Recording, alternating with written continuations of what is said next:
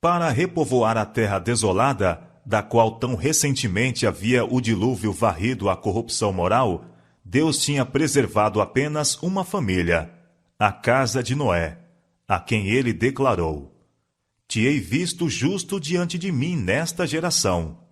Gênesis capítulo 7, verso 1. Contudo, nos 3 filhos de Noé, rapidamente se desenvolveu a mesma grande distinção que se via no mundo anterior ao dilúvio. Em Sem, Cão e Jafé, que seriam os fundadores do gênero humano, estavam prefigurado o caráter de sua posteridade.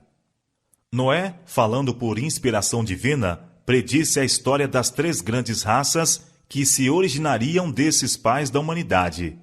Seguindo a linhagem de Cão, por meio do filho em vez de o pai, declarou ele: Maldito seja Canaã, servo do servo seja aos seus irmãos. Gênesis capítulo 9, verso 25. O atentado aos sentimentos e afeição natural por parte de Cão declarou que a reverência filial, muito tempo antes, havia sido repelida de sua alma, e revelou a impiedade e vileza de seu caráter. Estes maus característicos perpetuaram-se em Canaã e sua posteridade, cujo delito, continuado, atraiu-lhes os juízos de Deus. Do outro lado, a reverência de Sem e Jafé por seu pai, e assim pelos estatutos divinos, prometia um futuro mais brilhante aos seus descendentes. Com relação a esses filhos foi declarado: Bendito seja o Senhor Deus de Sem, e seja-lhe Canaã por servo. Alargue Deus a Jafé, e habite nas tendas de Sem, e seja-lhe Canaã por servo. Gênesis capítulo 9, versos 26 e 27. A linhagem de Sem deveria ser a do povo escolhido, do concerto de Deus, do Redentor prometido. Jeová era o Deus de Sem. Dele devia descender Abraão e o povo de Israel, por intermédio do qual Cristo devia vir. Bem-aventurado é o povo cujo Deus é o Senhor. Salmo 144, verso 15. E Jafé habite nas tendas de Sem. Das bênçãos do Evangelho, os descendentes de Jafé deveriam especialmente participar. A posteridade de Canaã desceu às mais degradantes formas de paganismo. Posto que a maldição profética os condenasse à escravidão, esta condenação foi retida durante séculos. Deus suportou sua impiedade e corrupção até que eles passaram os limites da longanimidade divina. Então foram despojados e se tornaram escravos dos descendentes de Sem e Jafé. A profecia de Noé não foi uma manifestação arbitrária da ira ou uma declaração de favor. Ela não fixou o caráter e destino de seus filhos, mas mostrou qual seria o resultado da conduta de vida que cada um havia escolhido e o caráter que tinham desenvolvido. Era uma expressão do propósito de Deus para com eles e sua posteridade, em vista de seu próprio caráter e conduta. Em regra, os filhos herdam as disposições e tendências dos pais e imitam-lhes o exemplo, de modo que os pecados dos pais são praticados pelos filhos de geração em geração. Assim, a vileza e irreverência de Cão foram reproduzidas em sua posteridade, acarretando-lhes maldição por muitas gerações.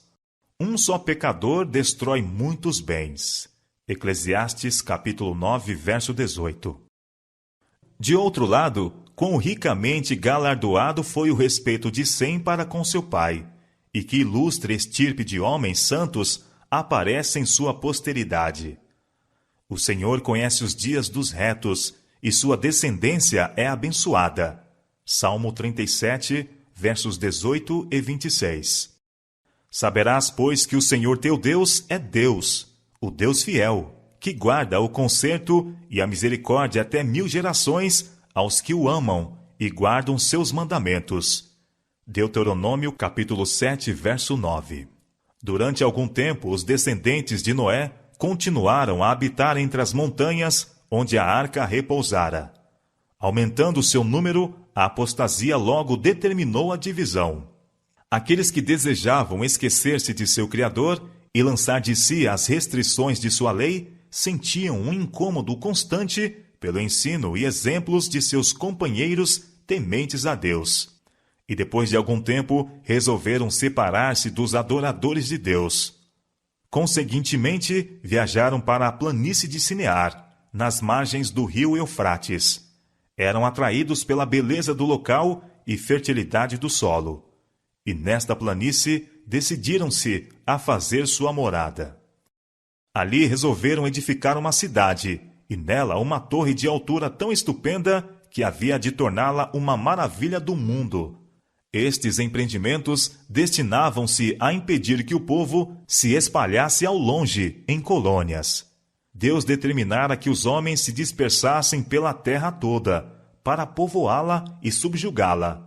Mas estes construtores de Babel resolveram conservar unida a sua comunidade em um corpo e fundar uma monarquia que finalmente abrangesse a terra inteira. Assim a sua cidade tornar-se-ia a metrópole de um império universal. Sua glória imporia a admiração e homenagem do mundo e tornaria ilustres os fundadores. A magnificente torre, atingindo os céus, tinha por fim permanecer como um monumento do poder e sabedoria de seus construtores, perpetuando a sua fama até as últimas gerações. Os moradores da planície de Sinear não criam no concerto de Deus de que não mais traria um dilúvio sobre a terra. Muitos deles negavam a existência de Deus e atribuíam o dilúvio à operação de causas naturais. Outros criam em um ser supremo, e que fora ele que destruíra o mundo antediluviano, e seu coração, como de Caim, ergueu-se em rebelião contra aquele ser. Um objetivo que tinham na ereção da torre era garantir a sua segurança em caso de outro dilúvio. Elevando a construção a uma altura muito maior do que a que foi atingida pelas águas do dilúvio, julgavam colocar-se fora de toda possibilidade de perigo. E como pudessem subir à região das nuvens, esperavam certificar-se da causa do dilúvio. Todo o empreendimento destinava-se a exaltar ainda mais o orgulho dos que o projetaram e desviar de Deus a mente das futuras gerações e levá-las à idolatria. Quando a torre se completara parcialmente, parte dela foi ocupada como habitação de seus construtores. Outros compartimentos, esplendidamente aparelhados e ornamentados, eram dedicados a seus ídolos. O povo regozijava-se com seu êxito e louvava os deuses de prata e ouro, e colocavam-se em oposição ao governador do céu e da terra. Súbito, sustou-se a obra que estivera avançando tão prosperamente. Anjos foram enviados para reduzir a nada o propósito dos edificadores. A torre havia alcançado uma grande altura, e era impossível aos trabalhadores no cimo comunicar-se diretamente com os que estavam na base. Portanto, foram estacionados homens em diferentes pontos, devendo cada um receber os pedidos de material de que se necessitava, ou outras instruções relativas à obra, e transmiti-las ao que estava imediatamente abaixo. Passando assim os avisos de um para outro, foi confundida a língua, de modo que se pedia material de que não havia necessidade. E as instruções transmitidas eram muitas vezes o contrário das que tinham sido dadas. Seguiram-se a confusão e o desânimo. Todo o trabalho paralisou-se. Não mais podia haver harmonia ou cooperação. Os edificadores eram inteiramente incapazes de dar a razão dos estranhos mal-entendidos entre eles. E em sua raiva e decepção censuravam uns aos outros. Terminou sua confederação em contenda e carnificina.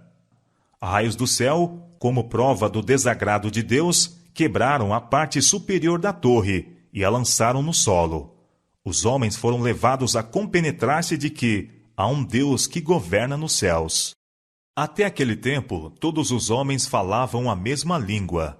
Agora, aqueles que compreendiam a fala um dos outros uniram-se em grupos. Alguns foram para um lado, outros para outro. O Senhor os espalhou dali sobre a face de toda a terra. Gênesis capítulo 11, verso 8. Esta dispersão foi o meio de povoar a terra, e assim o propósito do Senhor se cumpriu pelo próprio meio que os homens haviam empregado para impedir a sua realização. Mas com que perda para aqueles que se colocaram contra Deus! Em seu propósito que, ao saírem os homens para fundarem nações nas várias partes da terra, levassem consigo o conhecimento de sua vontade, para que a luz da verdade pudesse resplandecer com todo fulgor às gerações que se sucedessem. Noé, o fiel pregoeiro da justiça, viveu 350 anos depois do dilúvio, e 500 anos. E assim seus descendentes tiveram oportunidade de familiarizar-se com os mandos de Deus e a história de seu trato para com os pais. Estavam, porém, indispostos a ouvir estas verdades, que lhes desagradavam. Não tinham o desejo de conservar a Deus em seu conhecimento, e pela confusão das línguas ficaram em grande medida excluídos do intercâmbio com aqueles que lhes poderiam proporcionar luz. Os edificadores de Babel tinham alimentado o espírito de murmuração contra Deus. Em vez de se lembrarem com gratidão de sua misericórdia para com Adão e de seu gracioso concerto com Noé, queixaram-se de sua severidade ao expulsar do Éden o primeiro par e destruir o mundo por um dilúvio. Entretanto, enquanto murmuravam contra Deus, como sendo arbitrário e severo, estavam a aceitar o governo do mais cruel dos tiranos. Satanás estava procurando levar o desdém às ofertas sacrificais que prefiguravam a morte de Cristo, e obscurecendo-se a mente do povo pela idolatria, ele os levou a falsificar essas ofertas e a sacrificar seus próprios filhos sobre os altares de seus deuses. Desviando-se de Deus os homens, os atributos divinos de justiça, pureza e amor foram suplantados pela opressão, violência e brutalidade. Os homens de Babel tinham se decidido a estabelecer um governo que fosse independente de Deus. Alguns houve entre eles, entretanto, que temiam ao Senhor, mas tinham sido enganados pelas pretensões dos ímpios e arrastados aos seus desígnios. Por amor a estes fiéis, o Senhor retardou seus juízos e deu ao povo tempo para revelar o seu verdadeiro caráter. Desenvolvendo-se os filhos de Deus trabalharam para os demover de seu intuito, mas o povo estava completamente unido em seu empreendimento que se atrevia contra o céu. Houvessem eles continuado sem serem impedidos, e teriam aviltado o mundo em sua infância. A confederação foi fundada de modo revoltoso. Estabelecido fora um reino para a exaltação própria, mas no qual Deus não deveria ter domínio ou honra. Houvesse sido permitido esta confederação, e uma grande potência teria exercido domínio para banir da terra a justiça, e com esta a paz, a felicidade e a segurança. Os homens estavam a esforçar-se por substituir os estatutos divinos, que são justos, santos e bons, por leis que conviessem aos intuitos de seu coração egoísta e cruel. Os que temiam ao Senhor clamavam a ele para que intervisse. Então desceu o Senhor para ver a cidade e a torre que os filhos dos homens edificavam. Gênesis capítulo 11, verso 5. Usando de misericórdia para com o mundo, frustrou o propósito dos edificadores da torre e transtornou o memorial de sua ousadia. Misericordiosamente, confundiu-lhes a língua, pondo termo aos seus propósitos de rebelião. Deus suporta longamente a perversidade dos homens, dando-lhes ampla oportunidade para o arrependimento, mas nota todos os seus expedientes para resistirem à autoridade de sua santa e justa lei. De tempos em tempos, a mão invisível que segura o cetro do governo estende-se para restringir a iniquidade. Prova inequívoca é dada de que o Criador do universo, o ser infinito em sabedoria, amor e verdade, é o supremo governador do céu e da terra, e de que ninguém pode impunemente desafiar o seu poder. Os planos dos construtores de Babel terminaram com vergonha e derrota. O monumento ao seu orgulho tornou-se no memorial de sua loucura. Os homens, todavia, estão continuamente a prosseguir no mesmo caminho, confiando em si mesmos e rejeitando a lei de Deus. É o princípio que Satanás procurou pôr em prática no céu, o mesmo que governou Caim ao apresentar ele a sua oferta. Há edificadores de torre em nosso tempo. Os incrédulos constroem suas teorias pelas supostas deduções da ciência e rejeitam a palavra revelada de Deus. Pretendem dar sentença contra o governo moral de Deus. Desprezam sua lei e vangloriam-se da suficiência da razão humana. Então, visto como se não executa logo o juízo sobre a má obra, por isso o coração dos filhos dos homens está inteiramente disposto para praticar o mal. Eclesiastes capítulo 8, verso 11. No professo mundo cristão, muitos se desviam dos claros ensinos da Bíblia e edificam um credo com especulações humanas e fábulas aprazíveis, e apontam para sua torre como um caminho para subir ao céu.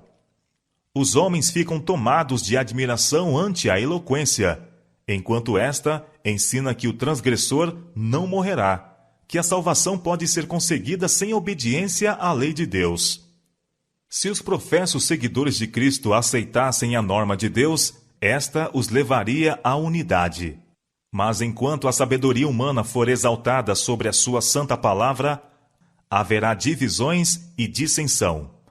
A confusão existente entre credos e seitas, em conflito uns com os outros, é apropriadamente representada pelo termo Babilônia, que a profecia aplica às igrejas amantes do mundo dos últimos dias. Apocalipse capítulo 4, verso 8 e Apocalipse capítulo 18, verso 2. Muitos procuram fazer um céu para si mesmos, obtendo riquezas e poderio. Tratam maliciosamente de opressão, falam arrogantemente, pisando os direitos humanos e desrespeitando a autoridade divina. O orgulhoso pode por algum tempo estar em grande poderio e pode ver o êxito em tudo que empreende, mas no fim encontrará apenas decepção e desgraça. O tempo da investigação de Deus está próximo. O Altíssimo descerá para ver o que os filhos dos homens têm edificado. Revelar-se-á seu poder soberano. Derribar-se-ão as obras do orgulho humano. O Senhor olha desde os céus e está vendo a todos os filhos dos homens. Da sua morada, contempla todos os moradores da terra. Salmo capítulo 33, versos 13 e 14. O Senhor desfaz o conselho das nações, quebranta os intentos dos povos. O conselho do Senhor permanece para sempre. Os intentos do seu coração, de geração em geração. Salmo capítulo 33, versos 10 e 11.